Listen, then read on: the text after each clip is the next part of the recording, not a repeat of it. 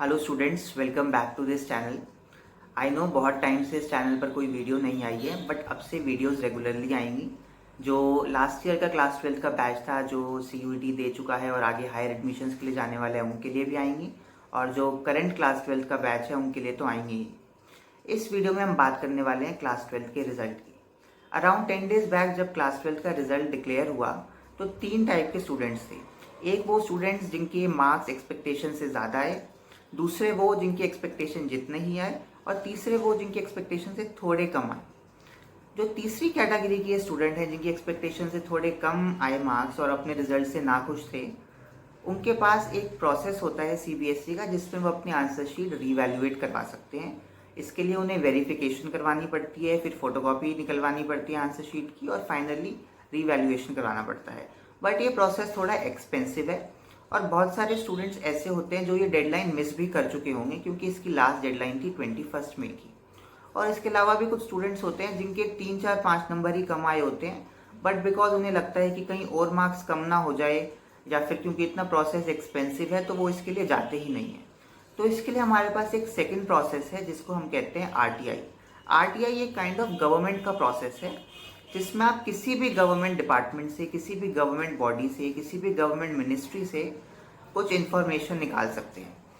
RTI अगर मैं background की बात करूं, तो ये 2005 में आया था। 2005 में जब RTI लाया गया था, तो उसका जो ऑब्जेक्टिव था कि कॉमन सिटीजन कुछ भी गवर्नमेंट से इंफॉर्मेशन निकाल सके। आज भी RTI बहुत एक पावरफुल टूल है कुछ भी इंफॉर्मेशन निकालने का। रिसेंटली कोर्ट्स ने ये जजमेंट दी कि एक आंसर शीट जो है स्टूडेंट की, वो जब चेक हो जाती है, गवर्नमेंट की कोई बॉडी उस आंसर शीट को चेक कर लेती है, तो वो एक इंफॉर्मेशन बन जाती है, और इसलिए RTI एक्ट हमारी आंसर शीट्स पर अप्लाई होता है।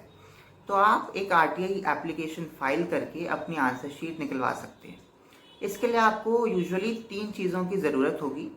सबसे पहले आपको अपना एडमिट कार्ड चाहिए एज अ प्रूफ कि आप वही हो जो RTI फाइल कर रहा है, जिस पर्सन के लिए RTI फाइल कर रहा है कि वही पर्सन है। तो एज अ प्रूफ हमें RTI के साथ एडमिट कार्ड अटैच करना होता है।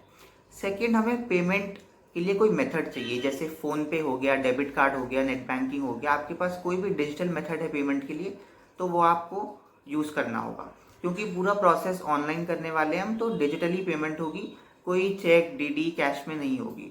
और तीसरा, कुछ हमें बेसिक इन्फॉर्मेशन जैसे मदर्स नेम, फादर्स नेम और रोल नंबर, स्कूल नेम, ये सब चीज़ें चाहिए होंगी, और हम इस RTI एप्लीकेशन के थ्रू अपनी आंसर शीट निकलवा सकते हैं, और ये आंसर शीट आपको ईमेल ID पर आएगी। तो इस प्रोसेस के लिए हमें एक छोटी सी 5 मिनट की ही वीडियो है जो आगे देखनी होगी आपको, और इससे आप अपनी RTI एप्लीकेशन के थ्रू अपनी आंसर शीट निकाल सकते हैं। मेल ID पर आपको आंसर शीट मिल सकती है। एक बात मैं बताना चाहूँगा कि आपको आंसर शीट मिलने में अराउंड 30 डेज़ लग सकते हैं, क्योंकि जो एज़ पर लॉ टाइम है कि 30 डेज़ के अंदर RTI की इन्फॉर्मेशन आनी चाहिए। कई बार थोड़ा ज़्यादा भी हो जाता है, but usually with in 30 days हम एक्सपेक्ट कर सकते हैं कि CBSE हमें आंसर शीट प्रोवाइड कर देगा। So let us start the process of how you will get your answer sheets through RTI.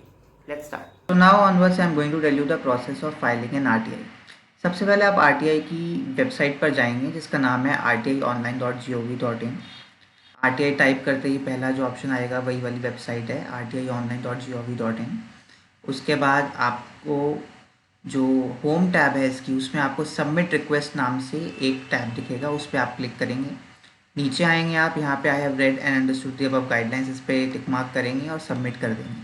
उसके बाद आपके पास RTI का रिक्वेस्ट फॉर्म आ जाएगा। इसमें हमारे पास राइट साइड पे टॉप पर एक ऑप्शन आ रहा है, सर्च पब्लिक अथॉरिटी। मीन्स जिस अथॉरिटी में आपको फाइल करनी है, आप उसका नाम लिखेंगे। हमारे केस में है वो central board of secondary education, तो हम लिखेंगे central board of secondary education. हमारे पास ऑप्शन आ रहा है इसमें लास्ट में, उस पर हम क्लिक कर देंगे। यहाँ पे ऑटोमेटिकली मिनिस्ट्री का नाम आ जाएगा। उसके बाद हम जाएंगे ईमेल ID पर, हम अपनी ईमेल ID लिखेंगे, for example abc@gmail.com। Obviously you have to write your genuine email ID, not ABC और XYZ। वापस हम कंफर्म करेंगे, दोबारा से ईमेल ID लिखेंगे। उसके बाद हम अपना नाम लिखेंगे, जेंडर लिखेंगे, एड्रेस लिखेंगे। मान लीजिए एड्रेस है आपका हाउस नंबर 1। पिन कोड लिखेंगे, कंट्री लिखेंगे, स्टेट लिखेंगे, स्टेट सिलेक्ट करेंगे हम लोग। एजुकेशन स्टेटस या फिर आप रूरल है एरिया में रहते हैं, अर्बन में रहते हैं, ये सब आप ना भी लिखें तो कोई बात नहीं, क्योंकि ये मैंडेटरी फील्ड्स नहीं है। उसके बाद हम आएंगे is the applicant below poverty line, तो इसमें हम सेलेक्ट करेंगे नो। नो इसलिए हम सेलेक्ट करते हैं क्योंकि वो ज़्यादा कन्वीनियंट हो जाता है। अगर हम येस सेलेक्ट करेंगे तो उसमें हमें कुछ एडिशनल डॉक्यूमेंट्स सबमिट करने पड़ते हैं। फिर आते हैं हमारे पास text for RTI request application. वैसे तो आप कुछ भी रिक्वेस्ट कर सकते हैं, बट क्योंकि सीबीएसई ने भी एक आरटीआई का फॉर्मेट दिया हुआ है, हम आरटीआई का वाला फॉर्मेट यूज़ करेंगे। तो मेरे पास सीबीएसई का आरटीआई फॉर्मेट है और मैं वो डिस्क्रिप्शन बॉक्स में भी डालने वाला हूँ, जहाँ से आप इसको कॉपी करके इस आरटीआई रिक्वेस्ट एप्लीकेशन में डाल देंगे, इसमें कंट्रोल भी कर देंगे। तो हमारे पास ये पूरा फॉर्मेट जो था, जिसमें सब कुछ कंटेंट लिखा हुआ था कि किस तरीके से आपको एप्लीकेशन फाइल करनी है, वो पूरा हम यहाँ पे पेस्ट हो गया है। जहाँ कहीं भी ब्लैंक्स हैं वो सब हम हटा देंगे, जहाँ पे भी हमें इन्फॉर्मेशन लिखनी है कुछ वहाँ ऐड कर देंगे। फॉर एग्जांपल यहाँ पे I have appeared for class 10-12th year, तो 10th या 12th जो भी है आपका वो लिखना है। फॉर एग्जांपल अगर हमारा 12th है तो मैं 10th इरेज कर दूंगा यहाँ से। ईयर में मैं जहाँ पे ये ब्लैंक गिवन है उसकी जगह मैं लिख दूंगा 2024 एग्जामिनेशन। नेम में मैं अपना नेम डाल दूंगा, फॉर एग्जांपल मैंने डाल दिया ABC। ऐसे मैं अपना फादर्स नेम यहाँ डाल दूंगा, मदर्स नेम डाल दूंगा। मदर्स नेम में एक चीज़ हमें ध्यान रखनी है, यहाँ पे मदर्स नेम में एपोस्ट्रॉफी लिखा है फॉर्मेट में, बट एपोस्ट्रॉफी वो वेबसाइट पे एक्सेप्ट नहीं करेगा, तो इसलिए हमें जो ये एस के आगे एपोस्ट्रॉफी डला हुआ है ये हमें हटाना होगा और हमें सिर्फ मदर्स नेम लिखना होगा, या फिर एस भी हटा सकते हैं, मदर नेम सिर्फ लिख सकते हैं। रोल नंबर, फिर मैं अपना रोल नंबर डाल दूंगा। नेम ऑफ द स्कूल में मैं अपने स्कूल का नाम लिखूंगा, जिस स्कूल का मैं हूँ, जहाँ पे एग्ज़ाम दिए वो नहीं, जिस स्कूल का मैं हूँ। उसके बाद सब्जेक्ट्स में हम सब्जेक्ट रिलेटेड इन्फॉर्मेशन डालेंगे कि हमें किस सब्जेक्ट की आंसर बुक चाहिए। तो अगर आपको एक की चाहिए तो आप एक सब्जेक्ट का नाम लिख सकते हैं, 2 की चाहिए 2 का लिख सकते हैं। एक आरटीआई एप्लीकेशन में आप कितने भी मर्जी सब्जेक्ट्स लिख सकते हैं, कोई बाउंडेशन नहीं है। टोटल फीस आपकी 10 लगनी है, पर सब्जेक्ट 10 नहीं लगनी।